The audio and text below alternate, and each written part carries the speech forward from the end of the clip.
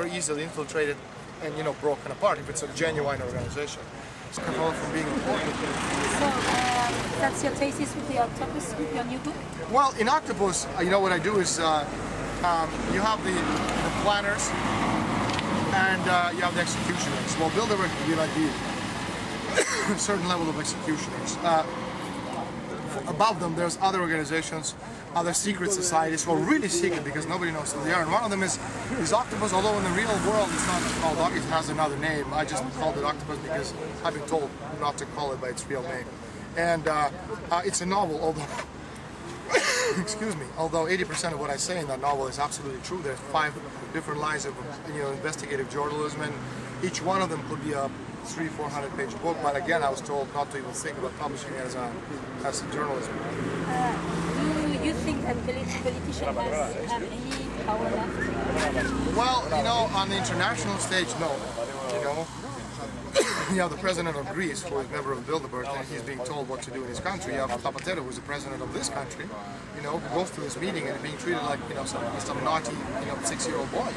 And he's a president. You may not like it. He's not, he's not a chief of a tribe, African tribe. He's a president of a country, and he's being treated like, a naughty little 6-year-old boy. Because, Why do you say that?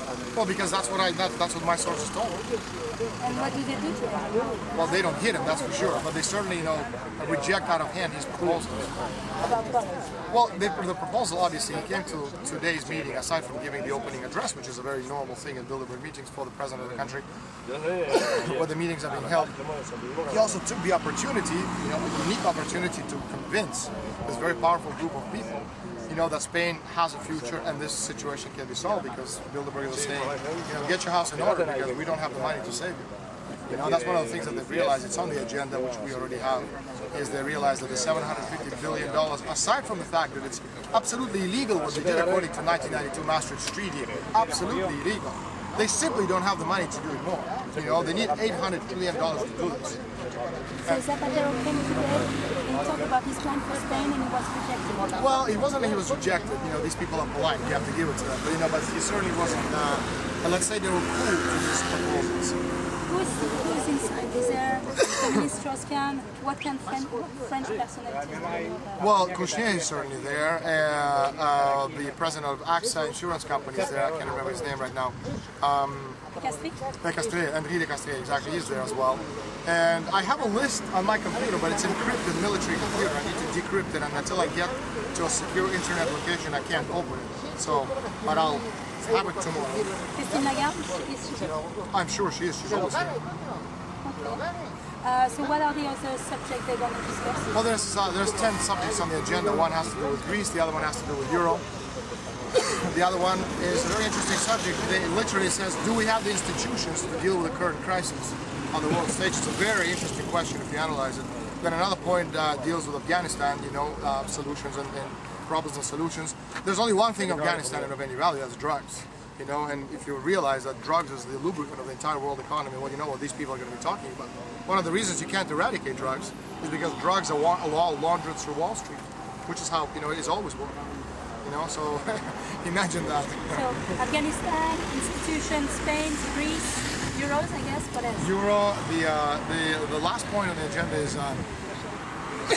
is alternative scenarios to the United States dollar, which is something they've been working for a very, very long time. They're trying to destroy the dollar because by destroying the dollar, all of the denominated credit is in dollars. You destroy the world economy. This is exactly what they want. This is what they want to do. Well, they must destroy the world economy because again, you're talking about transfer of wealth. You see, if you go back to 1929, which was called the Great Depression, which really wasn't the Great Depression at all, it was simply a transfer of wealth. Money is not water, it doesn't evaporate. So if you and I lose it, somebody has to gain it. So, it has been more than proven over the past 70 years of history, since the Great Depression, that what we've lost, our monies, our equities, our homes, our, what little value we had, was actually taken over by the Lobes and the Cohns and the Rockefellers and the Chases. In that sense, that's what the Great Depression was, a transfer of wealth. This is what this is, transfer of wealth. We'll lose, they gain. So who's gaining? Well, the same people have been gaining all the time. Well, you and I lose because we have nothing. We had nothing, now we have nothing minus nothing, And the Goldman Sachs and Morgans, and which, for example, when I often talk about the royalty, be it English royalty or be it Spanish royalty, in the end, you know, the Queen of England, you know, the stupid little shrieking queen sitting on her gold throne with a stupid little crown, you know, it's just a metaphor for very powerful forces working behind her, you know. I mean, royalty is, you know, any fool can sit on a tin can in the street say I'm royalty. But there's only one royalty in the world, that's London. Okay, and in that sense, the real royalty, you know. But it's not, it's just it's a gigantic financial cartel working from behind the scenes. And in that sense, it's, you know, it's more than demonstrated to people who understand how the world works. But to make things sure, that was Yes. my last point. Thank you. Thank you very much. When you say that they want to destroy the world economy to avoid losing the power. No, they want to destroy the world economy because we're living on a planet Earth with limited natural resources.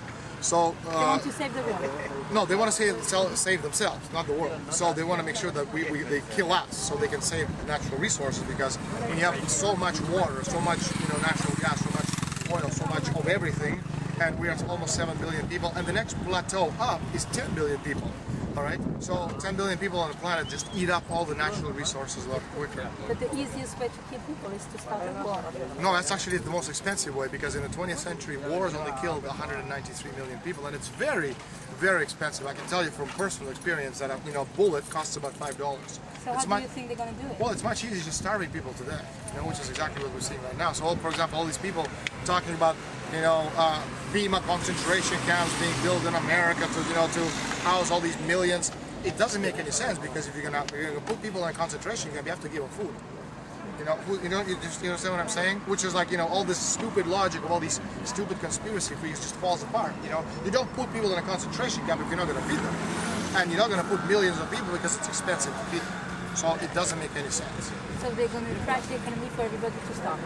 Well, they're destroying the world economy, because without progress, without development, you see, the only energy that can actually save the world is nuclear energy. So it's a question of immortality. You see, these are higher kind of moral questions that go far beyond what we're talking about here, because again, this is really not important. You know, why are we here?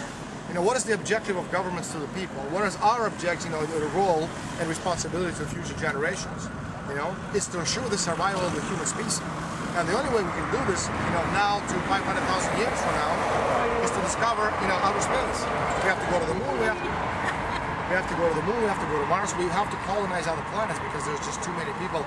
And the only way you can do this, you know, is through human mind. See, people think that, you know, money makes the world go around. You've heard the phrase, money they lead, right?